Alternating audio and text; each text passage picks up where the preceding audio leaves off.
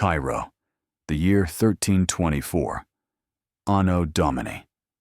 The air, thick and humid from the proximity of the Great Nile, trembled not from the midday heat, but from a hum previously unheard. This was not the buzz of lively trade, not the cries of hawkers, nor the prayers drifting from minarets.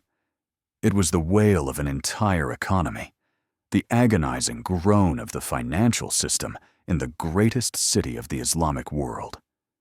At the famed Khan el-Khalili markets, where just months before the gleam of the gold dinar was the measure of all things, madness now reigned. Gold, that eternal symbol of power, stability, and divine blessing, had suddenly become cheaper than street dust. Its value had collapsed so swiftly and irrevocably. It was as if Allah himself had turned his back on it. Silk merchants, their warehouses overflowing with precious fabrics, tore at their clothes in despair, for their fortunes, measured in gold, had turned to nothing.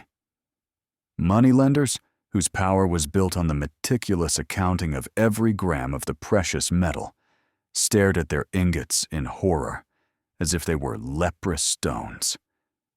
The cause of this financial apocalypse was not plague, not war, not the wrath of nature. The cause was one man. His name was whispered on every corner with a strange mix of sacred awe, burning envy, and sincere bewilderment. Mansa Musa, Emperor of Mali. He came from beyond the sands of the Great Sahara, from lands that were, to the sophisticated residents of Cairo, but a hazy legend, the edge of the world inhabited by mythical creatures. He came as a pilgrim on his way to Mecca, but his pilgrimage was like the movement of an entire planet, altering the gravitational field of the whole region. He did not conquer Cairo with the sword, he drowned it in gold. His generosity, his pious alms, his regal gifts were so boundless they broke the very spine of the concept of value. How could an act of supreme piety cause such widespread ruin?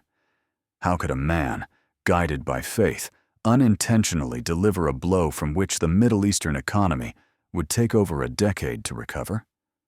This paradox, born in the clamor of Cairo's bazaars, became the central enigma of his reign, a question that echoed through the centuries, forcing a contemplation on the very nature of wealth and its destructive power. To find the answer, one had to look beyond the horizon, into the world that birthed this golden king. To understand the phenomenon of Mansa Musa, one must mentally travel to the great chessboard that was the world in the early 14th century. It was an era of contrasts, a time of great empires and profound turmoil, when centers of power were shifting and old orders were cracking at the seams. To the west lay Europe, a continent yet to recover from a series of calamities. It was fragmented, torn by the 100 Years' War between England and France, its population decimated by plague epidemics, and its economy, based on the feudal system, seemed archaic and inefficient compared to the East. Venetian and Genoese merchants, those spiders at the crossroads of trade routes, were already beginning to spin their webs, but their gazes were turned eastward, toward the riches of Asia and the Levant. What lay south of the Sahara was for them no more than terra incognita, a source of rumors and legends. At the other end of the known world, in Egypt and Syria, stretched the mighty Mamluk Sultanate. Cairo was its heart, not just a capital, but the intellectual, cultural, and economic center of the entire Islamic world after the fall of Baghdad. The Mamluks, former slave warriors, had created a rigid and effective military aristocracy. They had stopped the Mongol invasion and expelled the last crusaders. Their wealth was built on control over the trade routes between the Mediterranean and the Indian Ocean, on taxes and duties. Their economy was complex and sophisticated, based on a stable currency, the gold dinar and the silver dirham. And so, between these two worlds, hidden behind the impenetrable veil of the world's greatest desert, the Sahara, lay the Empire of Mali. To Europeans, and even to many Arabs, this was the kingdom of Prester John, a land where gold grew on trees and rivers flowed with honey. These legends were not entirely baseless. The Empire of Mali controlled most of the then-known gold deposits in West Africa. It was a silent giant, its power and wealth hidden from the outside world. It was onto this seemingly stable geopolitical stage that Mansa Musa was destined to burst, like a comet. His journey became not just a pilgrimage, but an act of geopolitical presentation. He carried not only gold, he carried a statement. Here is the Empire of Mali, and it is second to none in its grandeur, piety, and most importantly, its wealth. The collision of this hidden giant with the established world of the Mamluks was the catalyst that spawned chaos, for the world was utterly unprepared for the true scale of the golden ocean that lay hidden behind the sands of the Sahara. Mansa Musa's wealth did not appear from nowhere. It was a legacy forged in fire and bound by the wisdom of his ancestors. Above all, the legendary Sundiata Keita, the Lion King, founder of the Mali Empire in the 13th century. The story of Sundiata, immortalized in the great epic of the griots, was a tale of overcoming adversity. He was a crippled prince, exiled and humiliated, who managed to unite the scattered Mandinka tribes, challenge the powerful sorcerer king, Sumaoro Kante, and, in the Battle of Quirina around 1235, lay the foundations of one of the greatest empires in African history. But Sundiata was not just a conqueror. He was a brilliant strategist and administrator. He understood that the true strength of an empire lay not only in the number of its warriors, but also in control over the continent's vital arteries: trade. The Mali Empire was built on two great pillars, two commodities valued more than human life in the medieval world: salt and gold. Salt, the white gold of the desert, was mined in the north, in the mines of Taghaza, and was essential for survival in the hot climate of West Africa. Gold, the red gold, was mined in the south, in the legendary mines of Bambouk, Bure, and most importantly, in the mythical land of Wangara, whose exact location was kept a closely guarded secret. The Malian emperors, bearing the title Mansa, established total control over this trans-Saharan trade. They didn't just own the mines, they owned the roads. Their garrisons were stationed in key oasis towns. Their officials collected taxes from every caravan that crossed their lands. Gold flowed north, exchanged for salt, copper, textiles, horses, and books. This system, perfected by generations of Keita dynasty rulers, turned Mali into an incredibly wealthy state. Gold was not just a currency, it was the foundation of power, an instrument of diplomacy, and a symbol of divine favor. Mansa Musa, upon ascending the throne, inherited not just a treasury full of precious metal. He inherited an entire system, a well-oiled machine for extracting and controlling the riches of the land. And unlike his predecessors, who were focused on internal consolidation and expansion, Musa harbored an idea of a different scale. He wanted to show this wealth to the world, to use it as proof of the greatness of his faith and his civilization. The shadow of Sundiata Keita, the Lion King, stood invisibly behind him, but Musa's ambitions stretched far beyond the savannas and deserts to where this gold could have the effect of an exploding star. In the culture of the Mandinka peoples, who formed the core of the Mali Empire, history was not a dead record on parchment, but a living, breathing entity, preserved and passed down orally by griots. These wandering singers, poets, and musicians were living encyclopedias, walking chronicles, whose social role was absolutely sacred. It was they who shaped public opinion, legitimized the power of rulers, and connected the present with the great past. And in their songs, performed to the accompaniment of the kora, were not only tales of Sundiata's exploits, but also prophecies of the future. Legends spoke of a day when a Mansa would ascend the throne in the capital of Niani, whose piety would be as great as his wealth. This ruler would not be known for his conquests, but his name would be known throughout the world, from the icy fjords of the north to the spice islands of the east. It was said that he would undertake a journey unlike any before, and the light of his gold would be so bright it would blind the eyes of foreigners, forcing them to see not a savage kingdom in the heart of a dark continent, but a powerful Islamic empire equal to the caliphates of the past. These prophecies, passed down from generation to generation, created an atmosphere of expectation, forming a kind of national idea. They prepared the ground for the emergence of a leader like Musa. His accession to the throne was perceived not just as another change of power, but as the fulfillment of a destiny. This sense of mission, of divine purpose, undoubtedly influenced Musa himself. He saw himself not merely as a ruler, but as an instrument in the hands of the Almighty, chosen to reveal to the world the glory of Islam in its West African form. His Hajj was not just the fulfillment of one of the 5 pillars of faith, it was the realization of this great prophecy. He had to become the very ruler of whom the griots sang.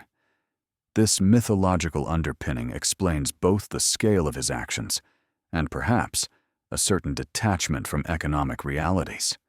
He acted not as a merchant or a financier, but as a figure from an epic, for whom a symbolic gesture, a demonstration of greatness, and the fulfillment of prophecy were more important than pragmatic concerns about the stability of currency markets in distant Egypt. He carried gold not to trade, but to bear witness. And this epic, mythological consciousness collided with the pragmatic and calculating world of the Mamluk bureaucracy, giving rise to the very paradox we are trying to unravel. Mansa Musa's character, much like the famous West African textiles, was woven from many threads, seemingly contradictory at first glance, but creating a unique and coherent pattern in their entirety. His personality was forged in a unique cultural crucible, where ancient African traditions and beliefs intertwined with the canons and dogmas of Islam, which by then had become deeply rooted among the elites of the Mali Empire. His childhood and youth, about which the chronicles report very little, were undoubtedly marked by a dual education. On one hand, as a future ruler, he had to absorb the wisdom of his people, listening to the tales of the griots, studying the complex laws of succession, and mastering the art of governing the diverse tribes that constituted his vast empire. He learned to understand the language not only of people, but also of nature. The savanna, the desert, the great Niger River, which was the source of life for his kingdom. He had to be a warrior, capable of leading an army, and a diplomat, skilled at negotiating with the chiefs of vassal territories. On the other hand, Musa received a brilliant Islamic education for his time. The ancient cities of Jenne and Timbuktu were already centers of learning, and it is likely that his tutors were renowned theologians and jurists. He perfected his knowledge of the Arabic language, the Quran and the Hadith, and works on Islamic law, fiqh, and theology. This education instilled in him a deep, sincere, and active piety. For him, Islam was not just a state religion, but the core of his worldview, a moral compass that guided all his actions. It is in this dual upbringing that the key to understanding his paradoxical nature lies. Within him coexisted the imperial ambitions of a ruler responsible for the welfare and prestige of a vast state, and the humility of a devout Muslim for whom worldly goods were merely a means to attain divine grace. He could be a calculating politician, expanding the borders of his empire and strengthening its administrative structure, and at the same time, a patron generous to the point of recklessness, ready to give away tons of gold for the glory of Allah. This duality was not an internal conflict for him. Rather, he saw harmony in it. Glorifying his empire by displaying its wealth was for him a form of glorifying God who had bestowed these riches. And when he set out on his famous Hajj, it was not only the emperor wishing to awe the world who spoke, but also a pilgrim sincerely striving to fulfill his sacred duty. It was this inseparable link between imperial pragmatism and religious idealism that led to such grandiose and equally catastrophic consequences. Mansa Musa's ascent to the throne is shrouded in the mists of legend and is not without drama, which only emphasizes the uniqueness of his character. He did not come to power through a bloody coup or intrigue, as was often the case in medieval states. His path to the throne was paved by one of the most mysterious and ambitious projects in the history of seafaring. His predecessor was Mansa Abubakar II, a ruler whose imagination was captured not by lands beyond the desert, but by what lay beyond the endless horizon of the Atlantic Ocean. Arab chronicles, particularly the records of the historian Al-Umari, who spoke with Musa in Cairo, have preserved this amazing story for us. Abu Bakr was obsessed with the idea that the great ocean, which his people called the surrounding sea, must have another shore. He could not accept the thought that there was nothing beyond the water. Driven by this indomitable curiosity, he equipped a grand expedition, 200 ships with men, supplies, water, and gold, sufficient for several years of sailing, and sent them westward with a single command: to sail until they reached the edge of the ocean or ran out of provisions, and not to return until they found something. A long time passed, and only one captain returned. His story was grim. The ships had been caught in a strong current in the middle of the ocean, which swept them away, and they disappeared into the abyss. But this failure did not deter Abu Bakr Sekou. On the contrary, he decided to lead the next expedition himself. He equipped a fleet, estimated at 2,000 ships, 1,000 for himself and his crew, and 1,000 for supplies. Before setting sail, he officially appointed Musa as his regent, granting him full authority during his absence, and departed westward into the boundless waters of the Atlantic. He was never seen again. This act, the voluntary renunciation of the greatest power and wealth for a dream for the sake of exploring the unknown, is an incredible story in itself.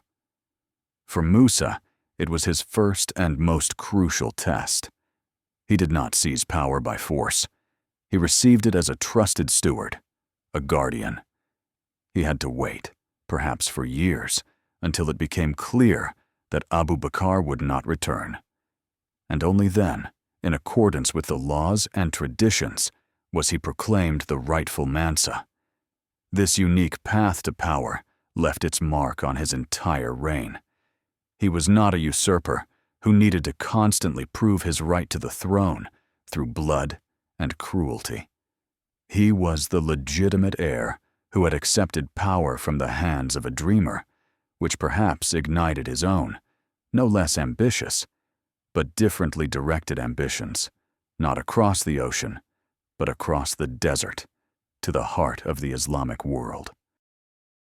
Behind Mansa Musa's lavish display of wealth and ostentatious piety lay a deep, complex, and very personal motivation that was the driving force of his famous pilgrimage.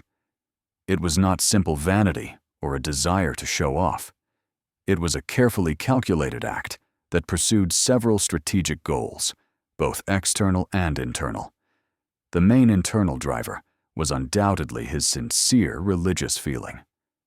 As the ruler of an Islamic state, making the Hajj to Mecca was not only a personal duty, but also a political statement.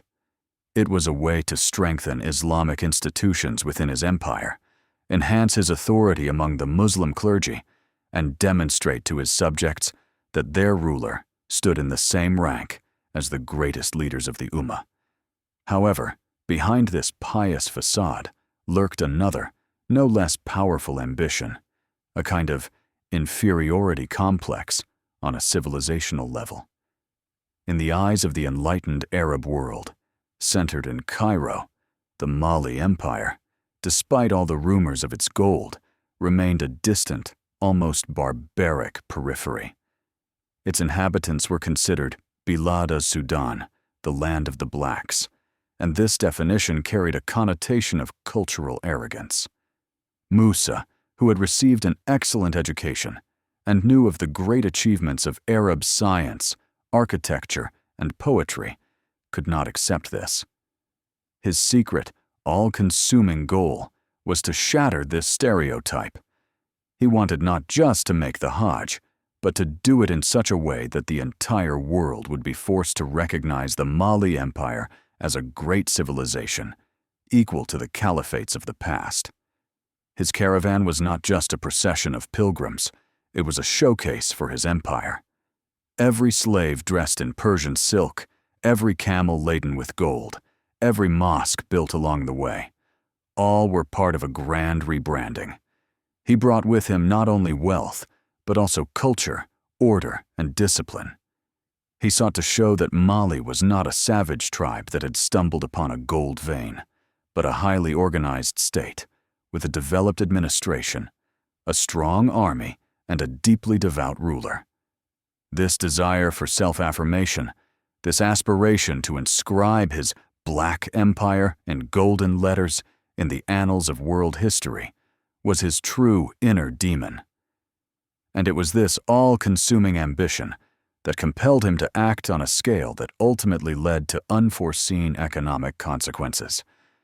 He was so focused on creating the right image that he completely overlooked how his instruments, tons of gold, would affect the fragile economic ecosystem of the lands he so desperately wanted to impress. Once the decision to undertake the Hajj had fully formed in Mansa Musa's mind, the Mali Empire transformed into a gigantic, buzzing hive, gripped by the fever of preparation. This was a task of colossal scale, comparable to preparing for a major war, but its goal was not destruction, but creation, the creation of a new image for the empire. The process of assembling the force for this unprecedented journey began long before the first camel set foot on the Sahara's sands. First and foremost, resources had to be gathered. Messengers were sent throughout the vast empire with the Mansa's orders. Provincial governors, chiefs of vassal tribes, and rulers of conquered cities were all required to contribute to the great enterprise. This was not just a tribute of gold, livestock, and food, but also a mobilization of people. Thousands of soldiers for protection, thousands of servants for comfort, cooks, physicians, religious scholars for spiritual guidance, and of course, griots to sing of their master's every step. The empire's administrative system, usually occupied with tax collection and maintaining order, was completely refocused on the logistics of this expedition. Detailed maps of the route were drawn up, wells and oases were marked, and advance parties were sent out to negotiate passage with local tribes and purchase provisions. Special attention was paid to gathering Musa's main argument: gold. This wasn't merely emptying the treasury. It was a targeted collection of the finest specimens, gold dust of the purest quality, enormous nuggets to capture the imagination of foreigners, and exquisitely crafted jewelry.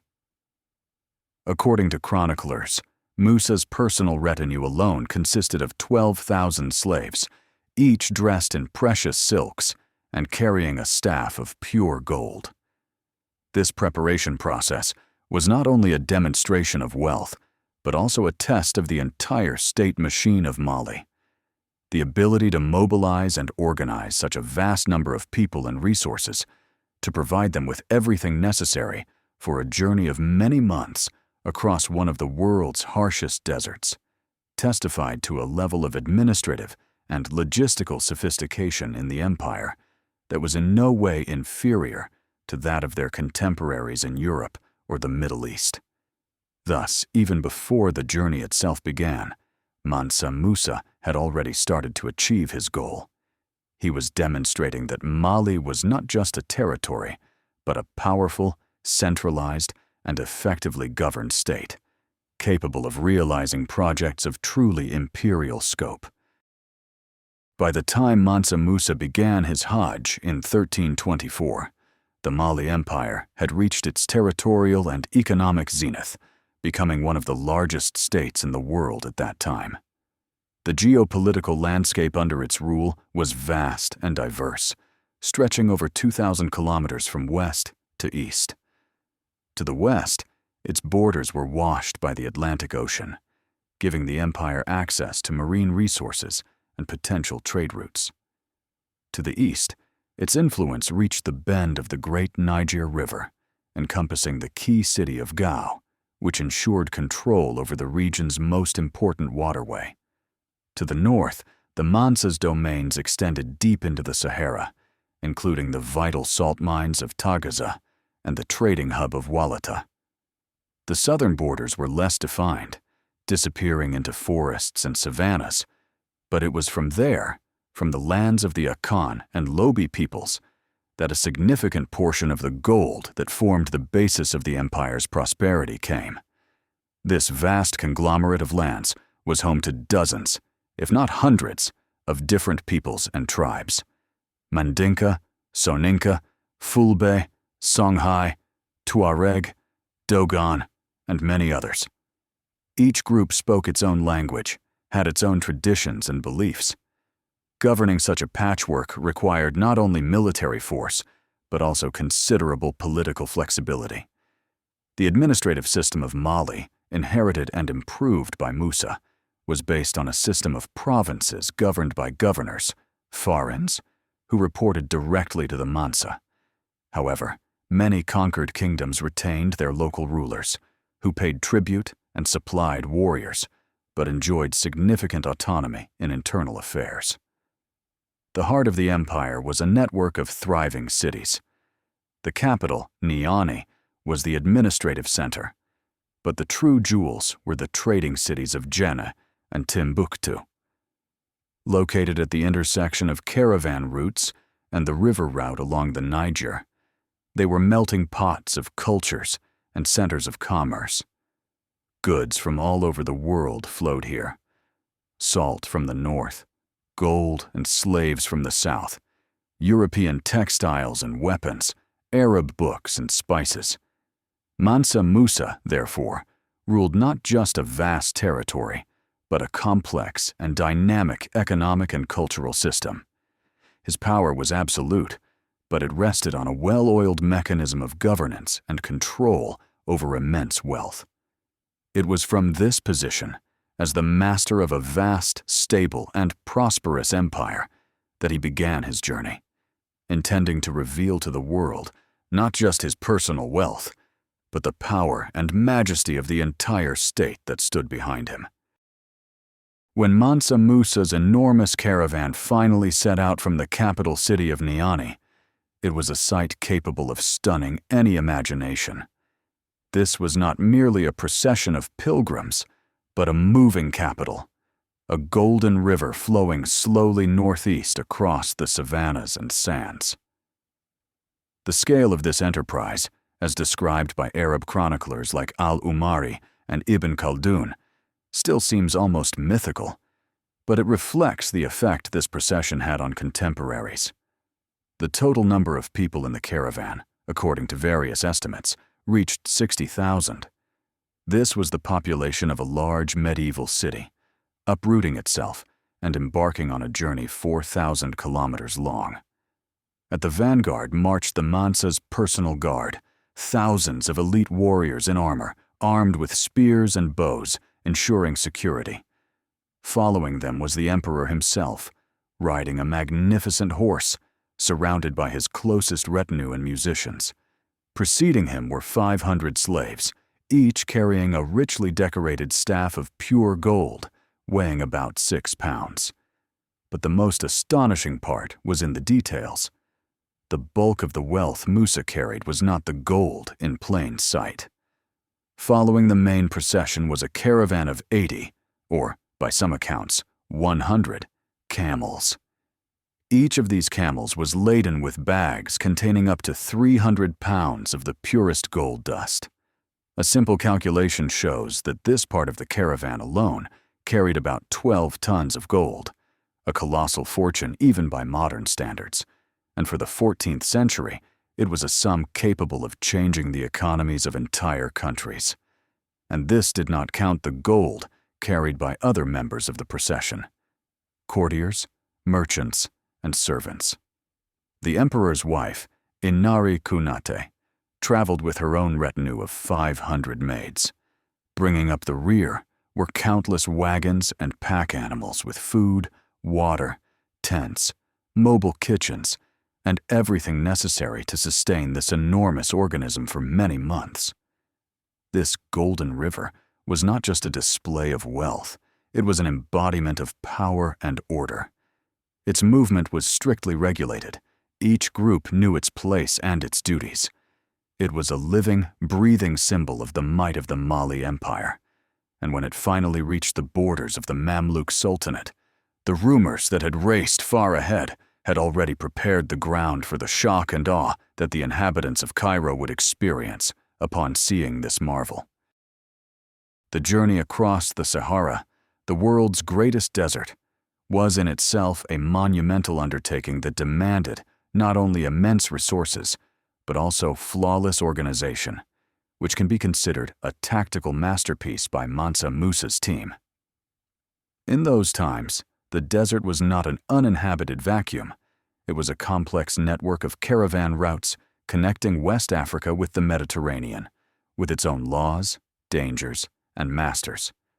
The logistics of such a large-scale crossing were meticulously planned. The caravan moved from one oasis to another, from one well to the next. The Mansa's agents were sent out weeks and months in advance to prepare the way. They negotiated with local tribes, purchased food and water, and ensured security on the most dangerous stretches. However, Musa demonstrated not only his wealth and organizational skills, but also his profound piety, which became an integral part of the legend of his Hajj. Arab chronicles report with astonishment that every Friday, wherever the caravan found itself on the sacred day for Muslims, Mansa Musa would order a halt and the construction of a mosque. These were not temporary structures of cloth and poles, but permanent buildings made from local materials, capable of accommodating a significant number of worshippers. Even if the caravan stayed in that place for only one day, a mosque was built to last for centuries, remaining in the desert as an eternal monument to his journey and his faith. This gesture had enormous symbolic significance. First, it demonstrated to his subjects and the entire world that his faith was paramount, even more important than the speed and convenience of his travel. Second, it was an act of Islamic missionary work and an assertion of his influence. Each such mosque became not only a place of prayer, but also a sign of the Mali Empire's presence, a mark on the map claiming these transit territories. This act of methodical construction, this demonstration of unwavering will and order in the midst of the desert's chaos, impressed contemporaries no less than his gold. He showed that his empire was capable not just of spending, but of creating, of leaving a legacy behind. However, this flawless display of power already concealed a strategic error. His generosity toward the desert tribes, his willingness to pay for passage and services with gold rather than the sword, was already beginning to disrupt the fragile economic balance of a region where the value of goods was determined by their scarcity. He was accustoming people to easy gold, unwittingly preparing the ground for the economic shock he would produce upon his arrival in Cairo. The successful crossing of the Sahara depended not only on logistics and endurance, but also on a complex diplomatic game with those who considered the desert their home, the nomadic Tuareg tribes. These proud and warlike Berber peoples, known as the Blue Men for their indigo-dyed garments, were the true masters of the sands. They controlled the caravan routes, knew the location of every well and oasis, and did not tolerate outsiders in their land. Any caravan crossing the Sahara had to either fight them, risking annihilation in unfamiliar terrain, or negotiate. Mansa Musa, being a wise ruler, chose the latter path. He understood that a war in the desert against an elusive enemy was madness that could jeopardize his entire mission. Instead of trying to conquer the Tuareg, he decided to buy their loyalty. Throughout his journey through their lands, he showered the tribal chiefs with lavish gifts.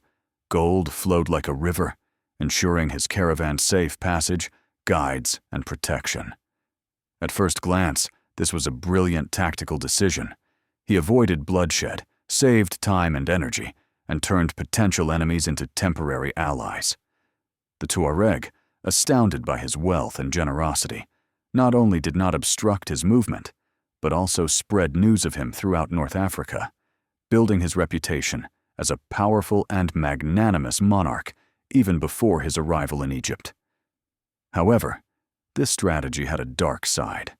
The Tuareg economy, like that of many nomadic peoples, was based on barter, raiding, and levying tolls on caravans. Gold was valuable to them, but its quantity was limited. The sudden and abundant influx of the precious metal from Musa's hands began to undermine the foundations of their society. The value of traditional goods and services started to fall in relation to gold.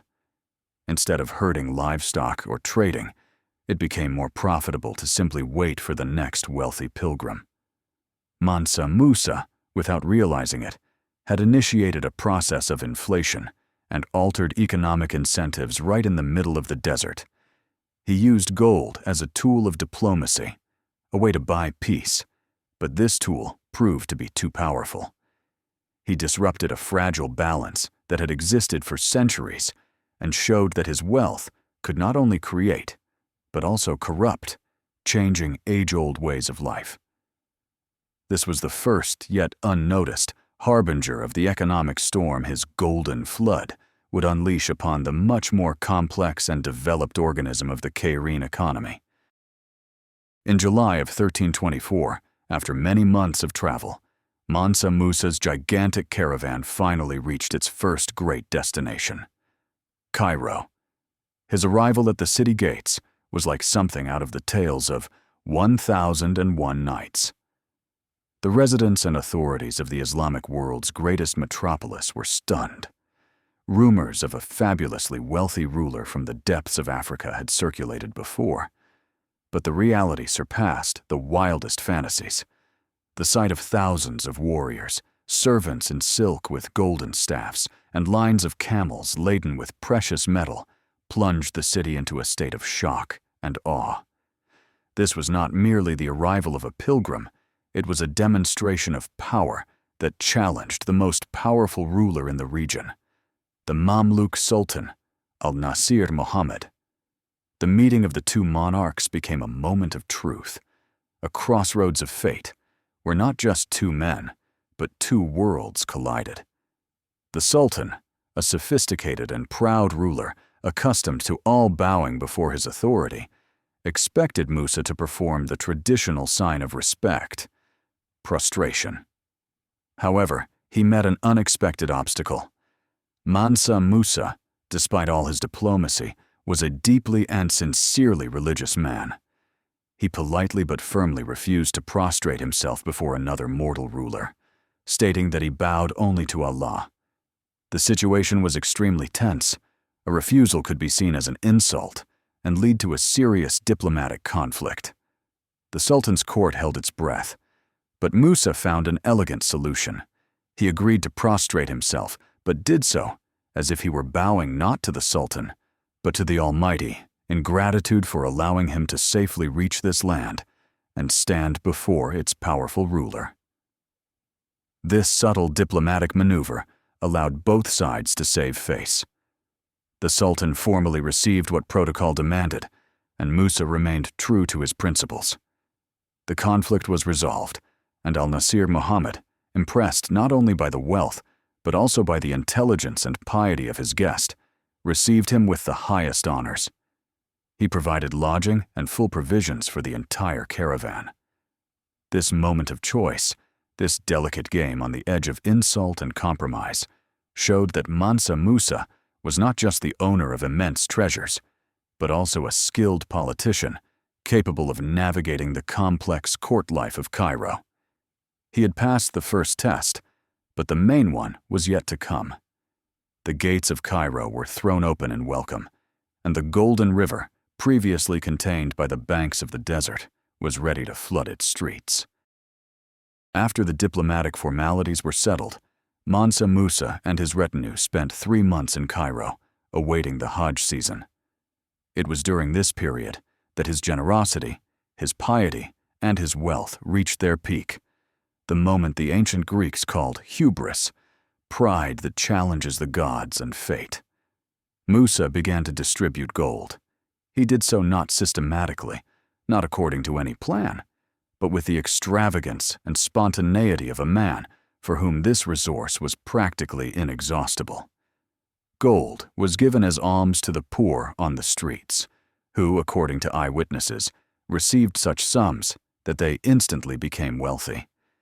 He lavished gifts upon the Sultan's courtiers, emirs, qadis, judges, scholars, and simply respected citizens.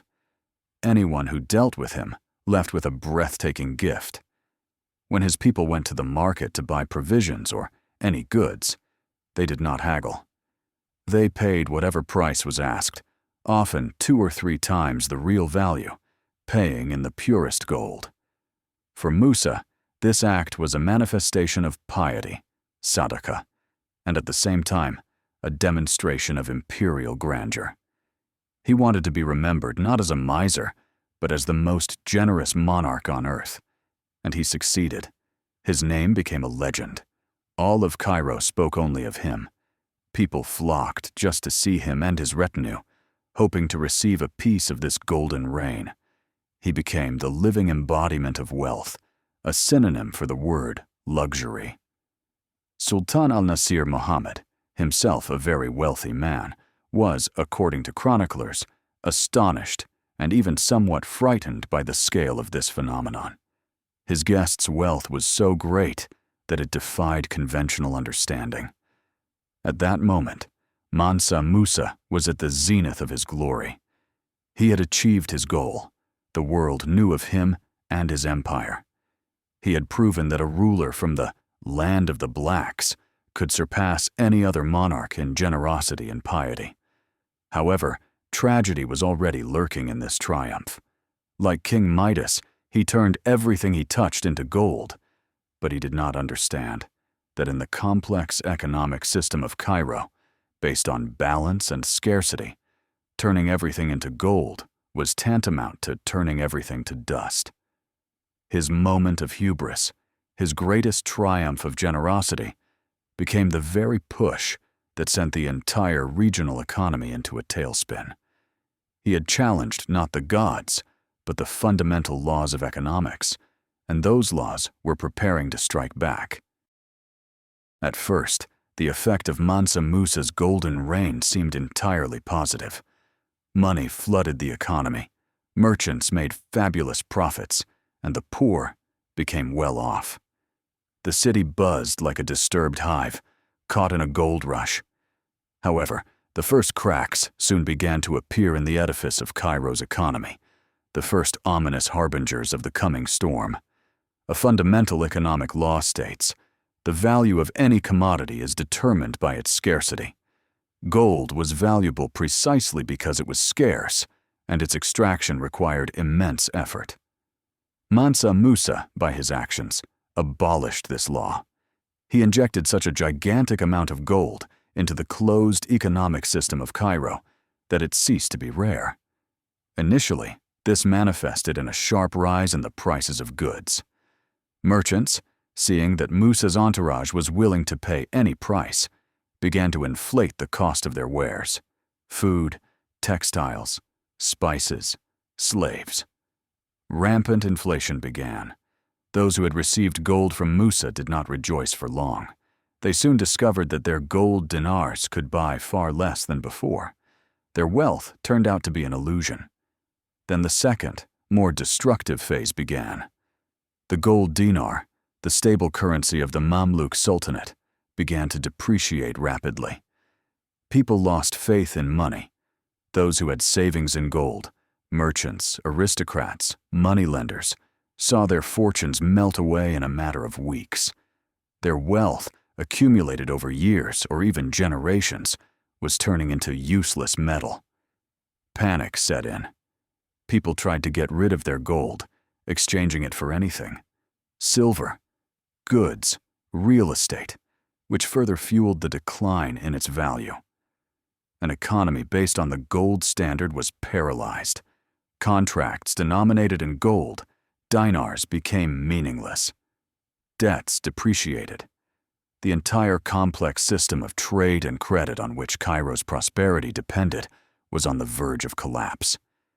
It was a perfect storm, a financial plague, caused not by scarcity, but by surplus. Mansa Musa, at the center of this hurricane, likely did not even realize the full depth of what was happening. He continued his pious deeds, while an economic abyss opened up beneath his feet. The harbingers of the storm were already present, but no one, including the culprit himself, could yet predict how long and devastating it would be. The fatal act, the turning point that finally broke the back of the Middle Eastern economy, was not any single distribution of gold, but the culmination and duration of the process itself. For 3 months in Cairo, and then during his journey to the holy cities of Mecca and Medina, Mansa Musa and his retinue acted like a giant pump, continuously injecting gold into the regional economy. This was not a one-time event. It was a constant, depleting flow that gave the market no chance to self-regulate.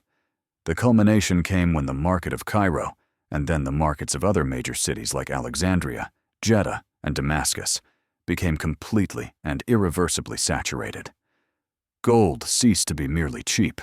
It practically lost its monetary function. The chronicler Al-Umari, writing about 12 years after Musa's visit, noted that before his arrival, the value of 1 miskel of gold in Cairo was 25 silver dirhams. During and immediately after his visit, it fell below 22 dirhams, and according to some accounts, even lower. This might not seem like a huge drop, but for a medieval economy where currency stability was an absolute value, it was a catastrophe. The entire pricing system was destroyed. Merchants did not know how to value their goods. Moneylenders did not know how to issue loans. The government faced the fact that taxes collected in gold had sharply depreciated, threatening a budgetary collapse. This economic mechanism, fine-tuned over centuries and based on a certain, relatively stable amount of precious metal in circulation, was broken. Mansa Musa, acting with the best of intentions, accomplished what no conqueror had managed. He undermined the economic power of the Mamluk Sultanate without firing a single shot.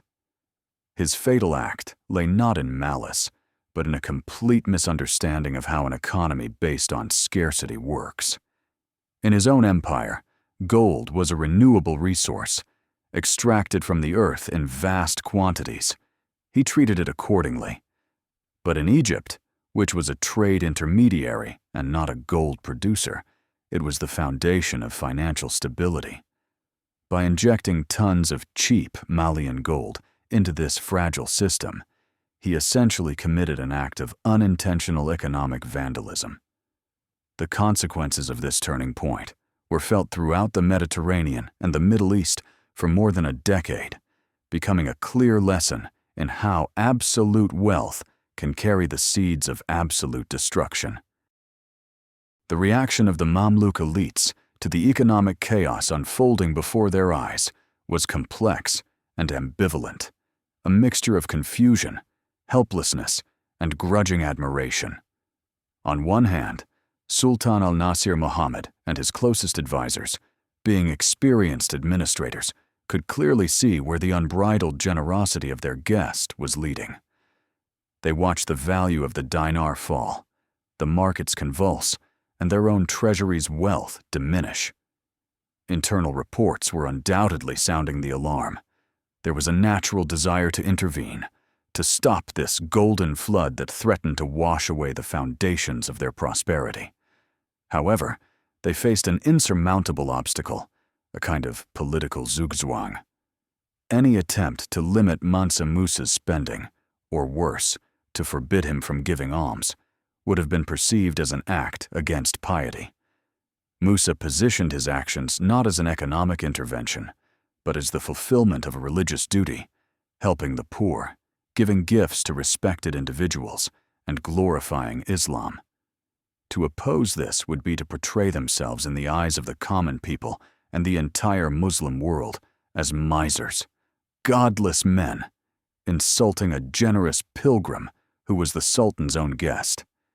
It would have been a colossal blow to their reputation, potentially causing public unrest and undermining the legitimacy of Mamluk rule, as they were already a foreign elite governing Egypt. Furthermore, there was an element of sincere astonishment. Musa's wealth was so beyond comprehension that it inspired not only envy, but also a superstitious awe. He seemed not just an earthly ruler, but some avatar of divine abundance. To oppose him was like trying to stop the tide. As a result, the Mamluk authorities found themselves paralyzed. They saw the problem, understood its causes, but were powerless to do anything. Political games and concern for their own image proved more important than economic stability. They could only watch as their guest, with the most charming smile and the most pious intentions, methodically dismantled their financial system.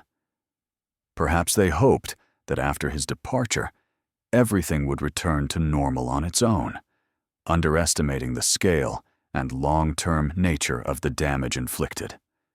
This helplessness of the ruling elite in the face of the generous barbarian became a significant factor that exacerbated the catastrophe. The system could not find any defense mechanisms against such an unconventional and unexpected blow. After a 3-month stay in Cairo, Mansa Musa's caravan moved on towards the final and primary destination of his journey, the holy cities of Mecca and Medina.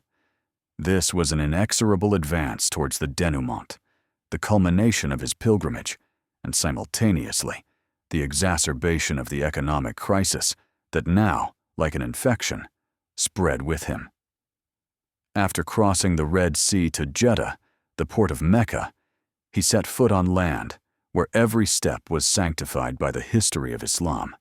Here, his piety and generosity manifested with renewed vigor. He performed all the prescribed rites of the Hajj, the tawaf around the Kaaba, the sa'i between the hills of Safa and Marwa, the standing on Mount Arafat. But he wasn't just a pilgrim among millions. He was an emperor, and his presence was noticed by all. He financed the renovation and improvement of mosques, distributed enormous sums to the descendants of the Prophet Muhammad, and lavished gifts on theologians, students, and the poor who flocked to the holy cities from all over the Islamic world. Every step he took was accompanied by the jingle of gold. From Mecca, he traveled to Medina to visit the Prophet's tomb, and there the story repeated itself. His generosity knew no bounds. He bought property and established waqfs, endowments, whose revenues were to perpetually support the needy and maintain the holy sites. From the perspective of Islamic dogma, his actions were the height of righteousness. He was spending his God-given wealth in the way of God. However, from an economic standpoint, he continued to do the same thing as in Cairo, but now on the scale of the entire Hijaz region. The economies of these cities, completely dependent on pilgrims, were even less stable than Cairo's. The injection of such a colossal amount of gold had an even more devastating effect here. Prices for everything, from food to lodging, skyrocketed. The local currency was devalued. Those who did not receive generous gifts from Musa were plunged into poverty. Paradoxically, his pious donations, intended to help the faithful, resulted in ruin for many of them. He prayed for the forgiveness of sins at the holy sites of Islam, not realizing that at that very moment, he was committing his greatest economic sin. This chain of events, this relentless flow of gold from Cairo to Mecca and Medina, meant that by the time his Hajj was complete, the economic crisis had engulfed the entire Middle East. The seeds of chaos sown in Egypt had yielded a bountiful harvest throughout the region. On his return journey from Mecca several months later, Mansa Musa's caravan arrived in Cairo once again. And here he was met with a shock. The city he had left in a state of euphoria and admiration now greeted him with a completely different atmosphere. He saw what he had probably not noticed, or not wanted to notice, during his first visit: the true consequences of his unprecedented generosity. Now that the initial awe had passed, reality had set in. He saw merchants complaining that their goods had been devalued. He heard from moneylenders that the gold dinar was worthless. He was told how fortunes had been wiped out, how trade had been paralyzed. The scholars and officials he had gifted now explained to him that his presence, instead of enriching them, had led to general impoverishment. It was at this moment, as the chronicles testify, that realization dawned on Mansa Musa. He came face to face with the unintended but devastating results of his actions. The man who wanted to go down in history as the most generous and pious ruler saw that he would also be remembered as the man who broke the economy of the most developed region in the world. This was a severe blow to his pride and his conscience. He, who considered himself a wise and far-sighted monarch, found himself in the position of a child who, playing with fire, had set the house ablaze. This realization became a moment of profound internal transformation for him. His journey ceased to be just a triumphal procession. It turned into a lesson, harsh and vivid, about the nature of power and responsibility. He understood that his wealth was not only a blessing, but also a terrible weapon, capable of destroying as effectively as it could create. And this understanding forced him to take a step that became, perhaps, the most paradoxical and ironic chapter in this entire story. He decided to fix what he had done. The man who seemed to possess an endless supply of gold decided to intervene in the market to restore gold's lost value. It was a decision that transformed him from an unintentional destroyer into the first central banker in history, attempting a monetary intervention on a macroeconomic scale. Faced with the economic chaos he himself had created, Mansa Musa demonstrated that he was not only generous, but also a responsible ruler. He did not simply wash his hands of the matter and leave, letting Cairo deal with its problems. He decided to act, and his actions were as extraordinary as his generosity. Thus was born one of the greatest ironies in the history of economics. The richest man in the world, a man who could literally pave the road from his capital to Cairo with gold, began to borrow money. He turned to the moneylenders and merchants of Cairo, the very people whose fortunes he had indirectly undermined, and began to borrow gold from them. But he didn't just borrow. He did so at monstrous, exorbitant interest rates. He borrowed all the gold he could find, creating an artificial demand in the market. Simultaneously, his agents began buying up gold on the open market, paying for it with silver and other goods. His goal was simple yet brilliant: to withdraw as much excess gold from circulation as possible to make it scarce again, and therefore valuable. In essence, he was trying to reverse inflation, initiating a process of deflation. This was the first documented attempt at macroeconomic regulation, a monetary policy conducted not by a state treasury, but by a single individual. This act reveals a new side of Musa's character. It shows his ability to admit his mistakes and try to correct them, no matter the cost. He was willing to sacrifice part of his fortune and even go into debt to restore order. This act was so astonishing that all the Arab chroniclers wrote about it. Imagine the scene: the man whose name had become synonymous with inexhaustible wealth, going to Cairene bankers and haggling over loan terms. This irony of fate was not just an amusing historical anecdote. It was proof that Musa had learned the most important lesson of his journey. Wealth is not only power, but also immense responsibility. His attempt to rectify the situation was only partially successful. The damage was too great, and the economy of the Middle East took a long time to recover. But the very fact of this attempt transformed him from a simple, golden king into a complex and tragic figure, a ruler who had faced the limits of his power and tried to atone for his unintentional guilt. Despite the economic chaos that Mansa Musa left in his wake, his journey had another, constructive side. Returning home, he carried with him not only the realization of his mistakes and his debts to Cairene moneylenders. He brought a priceless cultural and intellectual harvest that would forever change the face of his empire. During his time in Cairo, Mecca, and other cities of the Islamic world, he was not just a generous donor, but also a curious student. He was struck by the grandeur of Arab architecture, the depth of Islamic science, and the elegance of poetry. He understood that the true greatness of an empire is measured not only in tons of gold, but also in the height of its minarets, the number of books in its libraries, and the level of knowledge of its scholars. And he decided to bring these achievements to his homeland. He began to actively recruit talent.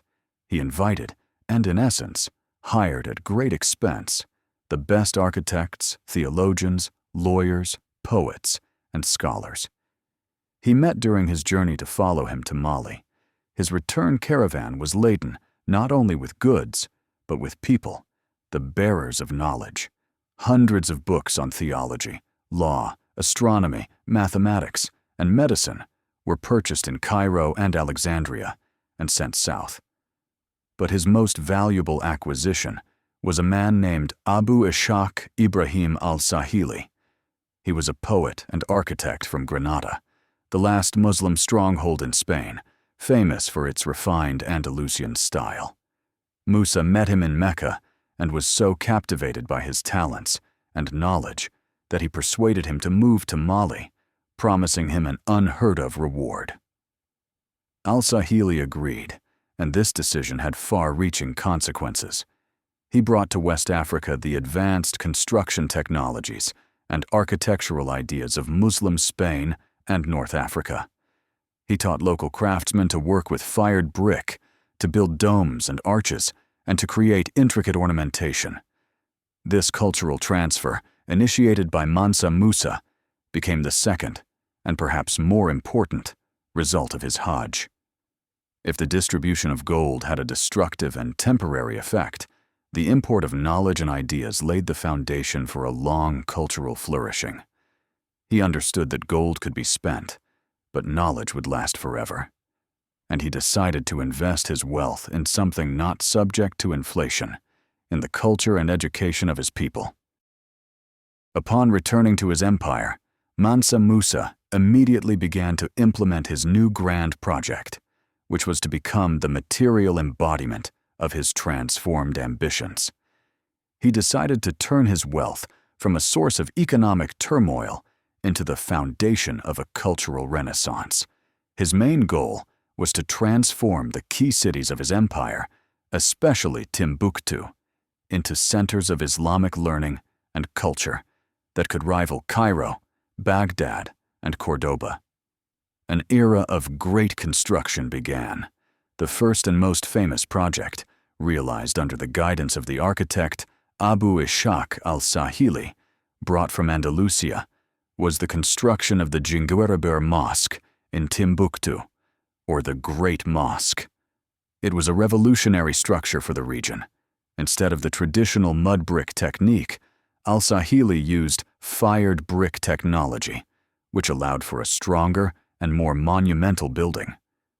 The mosque, with its characteristic pyramidal minaret and austere lines, became a symbol of a new architectural style that later spread throughout the region and became known as Sudano-Sahelian. But Musa did not only build mosques. By his order, a new palace for the Mansa himself was erected in Timbuktu, along with numerous public buildings. Simultaneously, the development of the Sankore University began, which had previously been more of a madrasa, but under Musa, transformed into one of the largest educational centers in the Islamic world.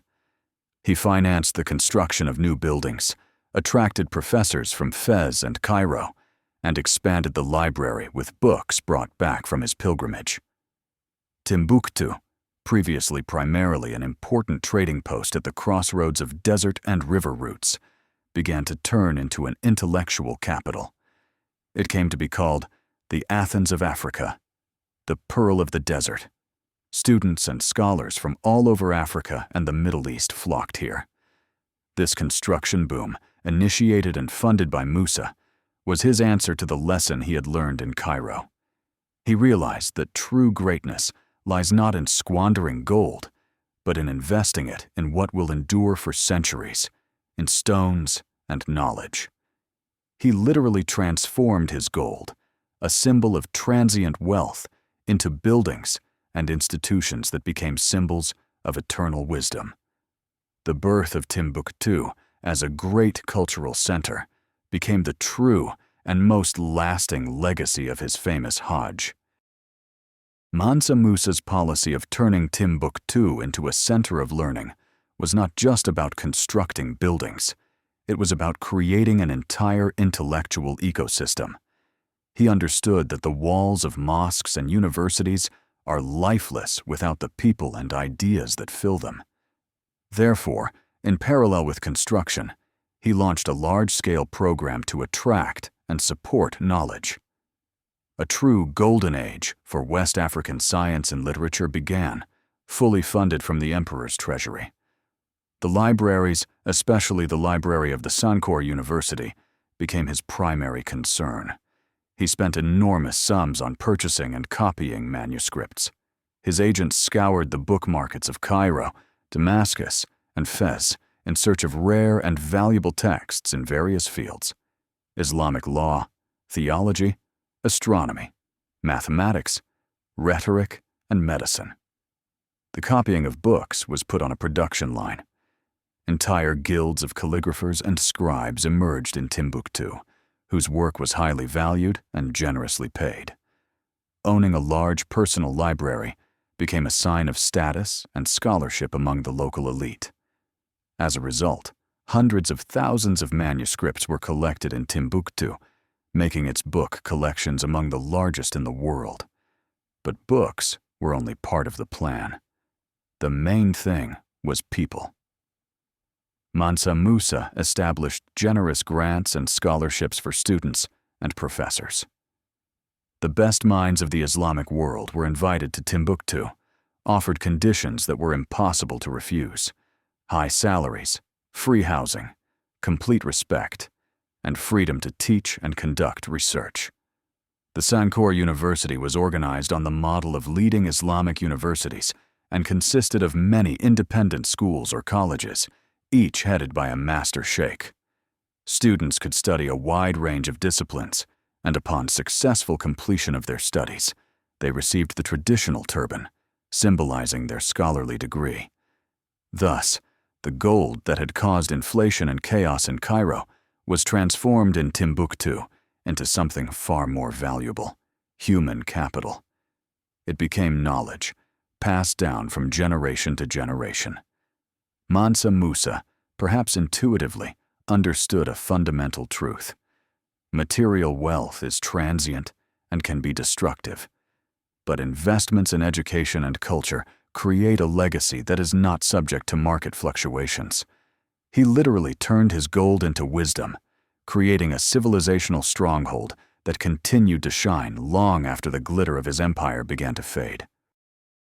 News of Mansa Musa's unprecedented wealth spread like ripples in water, farther and farther, eventually reaching Europe, which had previously had only the vaguest ideas about what was happening south of the Sahara. His journey became a veritable information bomb, forever changing European maps and the European consciousness. Before this, Africa was depicted on maps as a land of myths inhabited by monsters.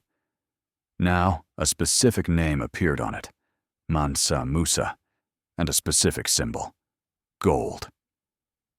The most striking evidence of this breakthrough was the famous Catalan Atlas, created in 1375 in Majorca by the Jewish cartographer Abraham Cresques.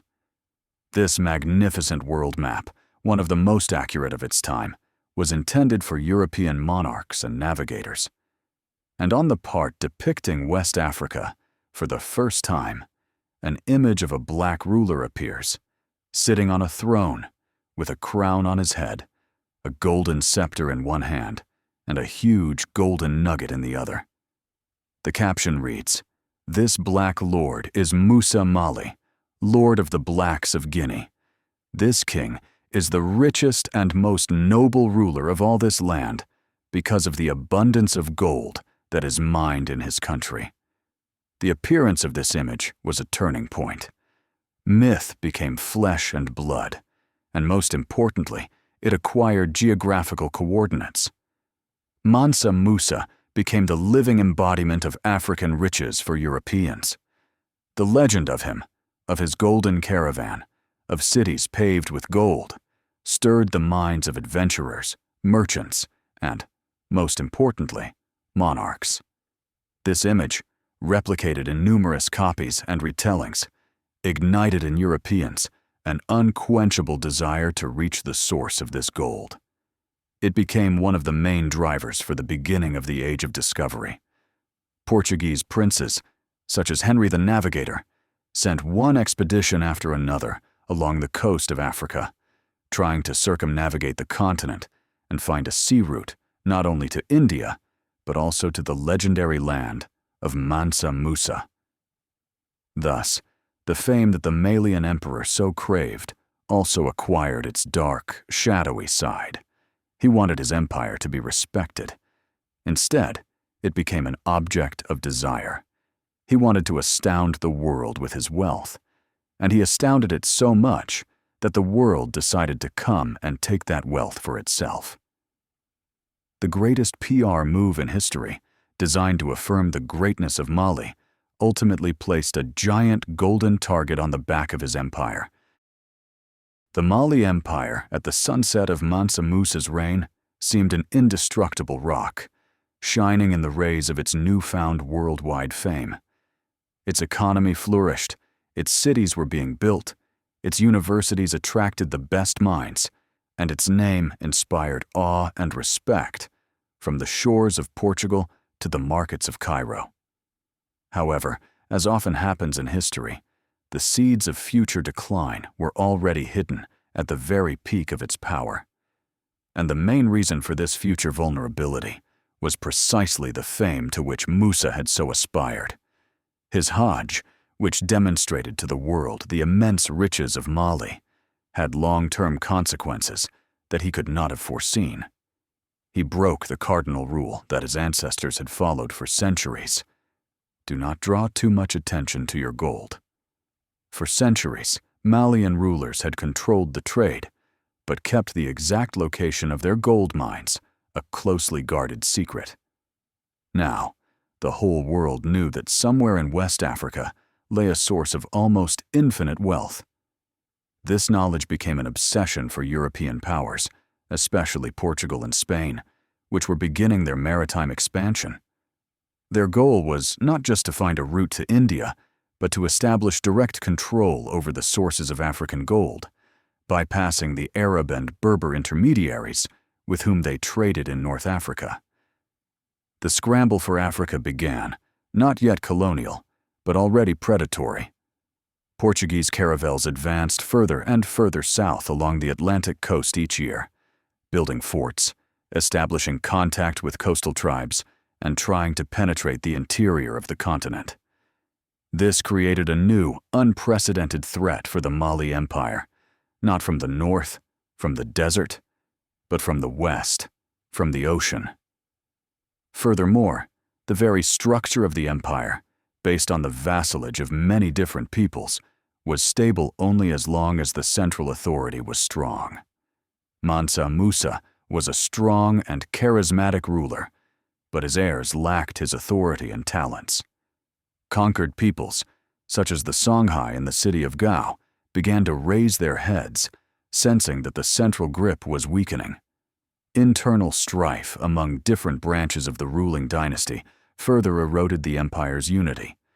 Thus, in the final years of Musa's life, an ominous premonition of sunset could already be discerned. The empire was at its peak, but it had become too large, too famous, and too rich to be left alone. The gold that had been the source of its strength had turned into a magnet, attracting future conquerors and destroyers. The ironic finale of Mansa Musa's story is that his greatest triumph turned into a long-term defeat for his civilization, while his greatest mistake had unexpectedly positive consequences. The economic collapse he caused in the Middle East was deep and prolonged.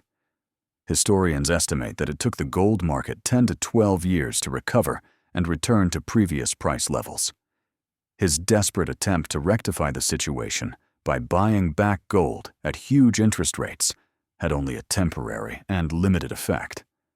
He left Cairo in financial ruins, a fact that has forever entered the annals of economic history as the most vivid example of how a sharp increase in the money supply leads to hyperinflation. This economic lesson, taught by him unintentionally, became his most famous, though dubious, legacy in the eyes of the outside world. However, the true irony of fate lies elsewhere. The fame of his wealth, which he so successfully spread throughout the world, and which reached Europe through the Catalan Atlas, ultimately became the death sentence for the West African empires.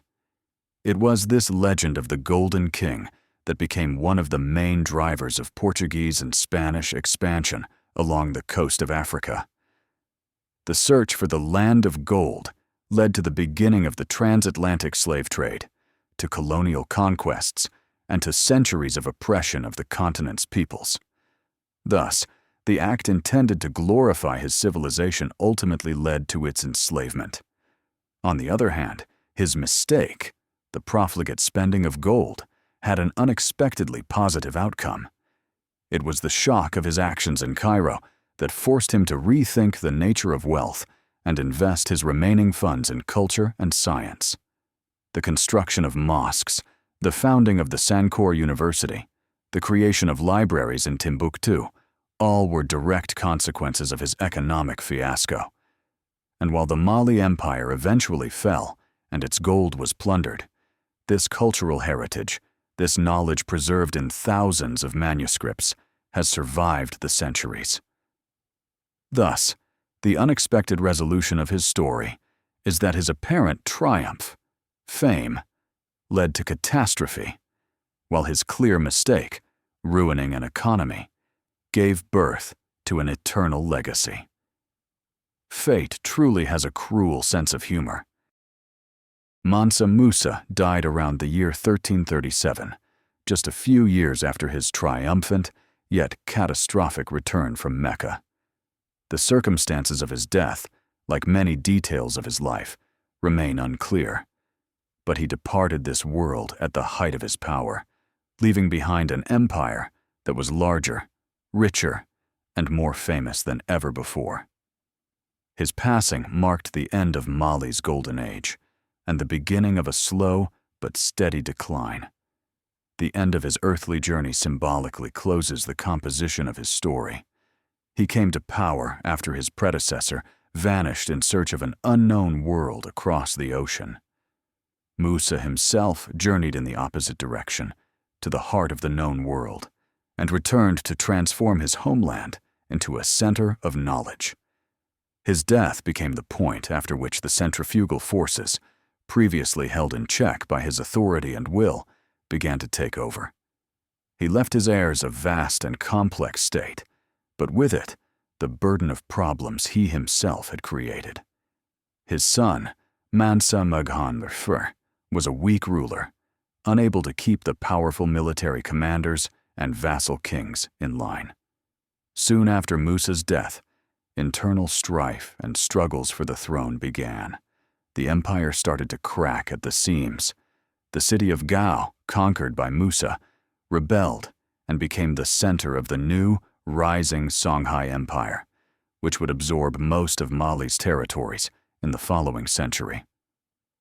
In the north, the Tuareg, once bought with his gold, became a threat again, eventually capturing and sacking Timbuktu. From the west, pressure from the Portuguese increased. Mansa Musa's death was thus not just the end of one life, but the end of an entire era. He was the Atlas who held the enormous structure of the empire on his shoulders. And when Atlas departed, the structure began to crumble. His personal journey was complete. He had fulfilled his duty as a pilgrim, glorified his empire, and laid the foundation for a cultural flourishing. But the history of his state, of his people, continued on a downward trajectory. He had raised Mali to a height that his successors could no longer maintain.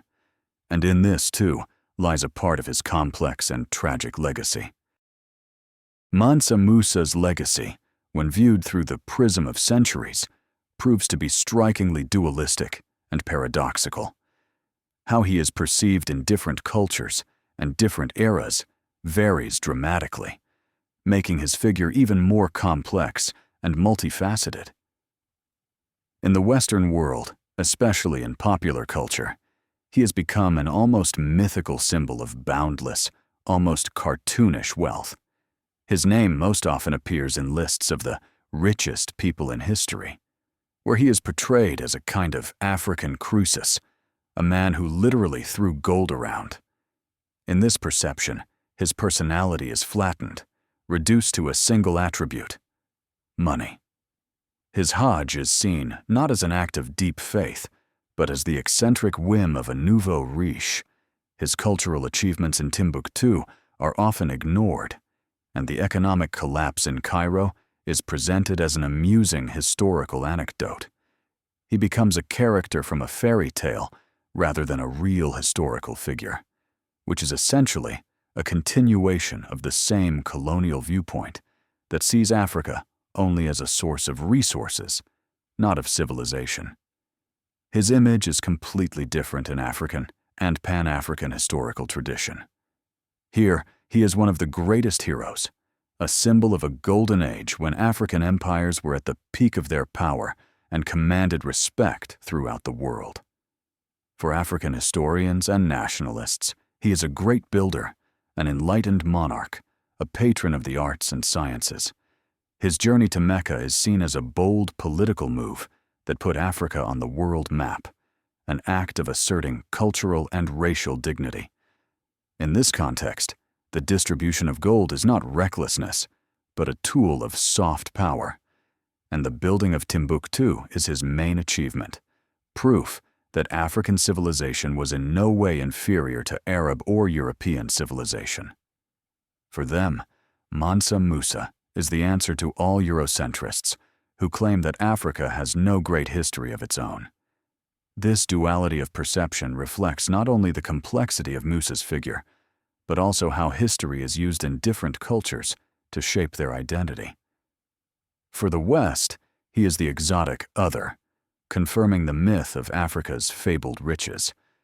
For Africa, he is a founding father, a symbol of past greatness and hope for a future renaissance. And the truth, as is usually the case, lies somewhere in between, in the tragic interweaving of his genius and his naivety, his creative will and his destructive power.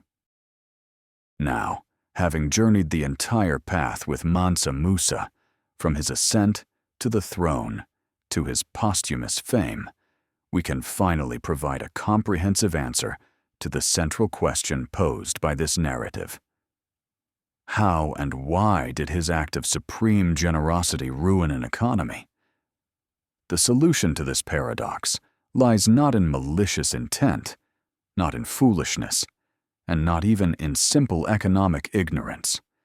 It lies in the fundamental collision of two entirely different economic universes, two distinct worldviews that converged at a single point. The markets of Cairo in the year 1324. Mansa Musa's universe was that of a producer. His wealth was based on direct and virtually unlimited access to the source of gold. For him, gold was a resource akin to a harvest or livestock. It was abundant, and its supply could be replenished. In this system, the value of gold was determined not by its rarity, but by its function, to be a symbol of power, an instrument for gift-giving, a means to glorify God. In giving away gold, he acted according to the logic of his universe. He was sharing a bountiful harvest, demonstrating his grace and the blessings of heaven. He could not comprehend how one could ruin someone by giving them too much of a valuable resource. It was beyond his paradigm. On the other hand, the economic universe of the Mamluk Sultanate was that of an intermediary. Egypt did not produce gold. It acquired it through trade. Its entire complex financial system, its currency, its credit institutions, were built on one unshakable principle: the scarcity of gold. The value of the gold dinar was directly proportional to its rarity and the difficulty of obtaining it. In this universe, gold was not just a resource, but an abstract equivalent of value, the foundation of the entire economic superstructure. When Mansa Musa arrived in Cairo, it was not just a meeting of two rulers, but a collision of these two cosmologies. He, acting according to the laws of his producer universe, began distributing gold as if it were grain from an overflowing granary. But for the intermediary universe of Cairo, this was equivalent to someone scattering pages from sacred books from the sky. He didn't ruin the economy. He broke it, because he unintentionally destroyed its main supporting element, the principle of scarcity. His generosity became an act of economic deconstruction. Thus, the paradox of a blessing becoming a curse is resolved not on the plane of morality, but on the plane of physics, economic physics. It was not a tragedy of ill will, but a tragedy of misunderstanding, born from the clash of two worlds that spoke different languages of wealth. The story of Mansa Musa, sifted through the sieve of centuries, leaves us with more than just a fascinating tale of gold, faith, and unintended consequences. It becomes an eternal parable with a deep philosophical subtext, its lessons relevant even today, in an era of global economy and instantaneous information dissemination. It is a story about how the true measure of wealth lies not in its absolute quantity, but in the wisdom of its application. Musa possessed perhaps the greatest fortune in human history, but this fortune proved to be not only a creative, but also a destructive force when applied without an understanding of context and consequences.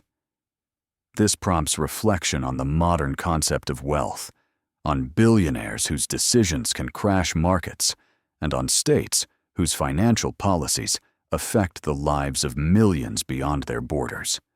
Musa's lesson is this: limitless power, unburdened by deep understanding and responsibility, inevitably leads to catastrophe. Furthermore, his story is a vivid illustration of how good intentions, multiplied by boundless resources, can pave the road to hell for others. Musa sincerely believed that by distributing gold, he was doing good, fulfilling the will of Allah and helping the poor. In reality, he spawned chaos, inflation, and ruin. This is a timeless reminder that the consequences of our actions are determined not by our intentions, but by the objective reality in which they are performed. But perhaps the most important and optimistic lesson of this story lies in the human capacity for transformation. Faced with the devastating consequences of his mistake, Musa did not turn away. He learned his lesson and redirected his wealth from the path of conspicuous consumption to the path of creative investment. He understood that the only form of eternal legacy is not the glitter of gold, but the light of knowledge. He transformed his perishable metal into imperishable values, into books, universities, and culture. And in the end, it was this, not his fabulous wealth, that became his true contribution to the history of civilization. Mansa Musa's story leaves us with an eternal question, addressed to everyone who holds power, be it political, financial, or intellectual. What will you turn your gold into? Into dust that will blind the eyes of your contemporaries and be scattered by the wind, or into a stone laid in the foundation of a temple of knowledge that will stand for 1,000 years?